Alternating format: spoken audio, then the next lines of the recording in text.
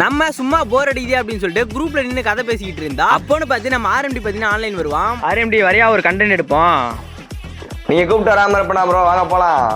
சரி okay. Content concept என்ன அப்படின்னா, ஒரு 4 வருஷத்துக்கு முன்னாடி நம்ம எப்படி ப்ளே பண்ணுமோ அதே மாதிரி இப்போ நம்ம ப்ளே பண்ண போறோம். ஓகேவா?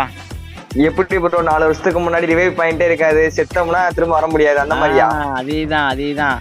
செத்தீங்க அப்படின்னா ரிவைவ் பண்ண மாட்டோம். யாரு கடைசி வரைக்கும் சாகாம இருக்கீங்களோ அவங்க தான் மேட்சோட வின்னர். ஓகேவா? அப்படி சாகாம இருக்க அந்த ஒரு ஆளுக்கு வந்து பேலன்ஸ் இருக்க 3 பேரும் வீக்லி போட்டு கொடுக்கணும்.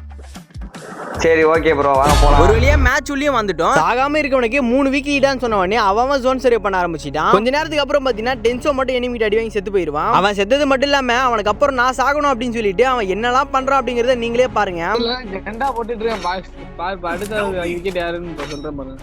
யாரு சாகுவாங்க சொல்லு? யோசிக்காம சொல்லுனா நீ தான் ப்ரோ சாவ.